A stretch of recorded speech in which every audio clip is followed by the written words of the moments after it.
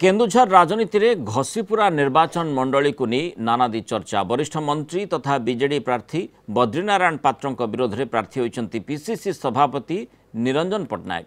निर्वाचन पाखे आसुवा बेले वोटर भी बेस उत्साहित अच्छा।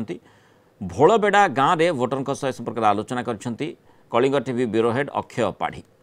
केन्दुझर जिलार घसीपुरा निर्वाचन मंडली सबु बेले चर्चार केन्द्रबिंदु होता है कहीं एठी पीसीसी सभापति निरंजन पट्टनायक और बद्री पात्रों मध्य अनेक समय राजनीतिक जितापट लगी रही है। आम आसी अच्छु घसीपुरा निर्वाचन मंडल भोलबेड़ा गाँव में आसतु पचार आम सहित जोड़ी होती किसी स्थानीय लोक केमिति निर्वाचन रणनीति केमिति कौ नेता बाछिबे क्या सी भोट आम समस्ते निष्पत्ति नहींचु ए अंचल सारा निष्पत्ति नहींचु जी आमर सुख दुखर साथी होती जी ए अंचल को दाना जोगैछि एवं शिक्षा रास्ता घाट पानीय जल सबु प्रकार व्यवस्था जे करिछि सही श्रीमान नवीन पट्टनायक को हाथ मुठा को आम मजबूत करूँ बोली आम निष्पत्ति नहींचु। मोर नेता होती मोर शंख चेन सार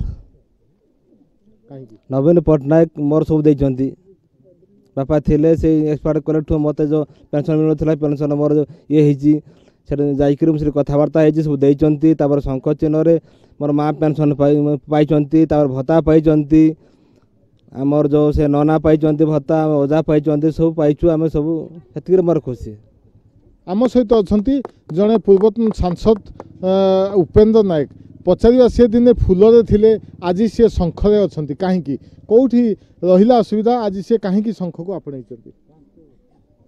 शंख को आपणेबार कारण है शंख जो विजु जनता दल ये हूँ जनप्रिय सरकार नवीन पट्टनायक समस्ते से हूँ विकास पुरुष ये अंचल कहीं सारा ओडिशार से विकास कर विकास धारा रे आमे समस्ते खुशी रास्ता घाट पानीय जल व्यवस्था शिक्षा स्वास्थ्य परिवेश सबु दृष्टि से आम आम राज्य सब काम से कर सारी भी आगामी दिन में करेंगे। आपन कहतु जो बर्तमान निर्वाचन पहुँची जाइए निर्वाचन स्थिति रे आपन केमिति नेता बाछिबे नेता कौन गुण रहा उचित कौन कहिबे?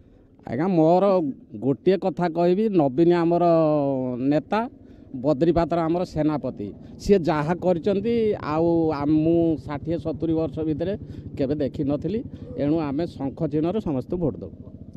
केवल विकास को समस्त आयुध करी आसंता निर्वाचन बैतरणी को पार होगा चेष्टित अच्छा। केन्दुझर वीडियोग्राफर निर्मल बारिक सहित अक्षय पाढ़ी कलिंग टीवी।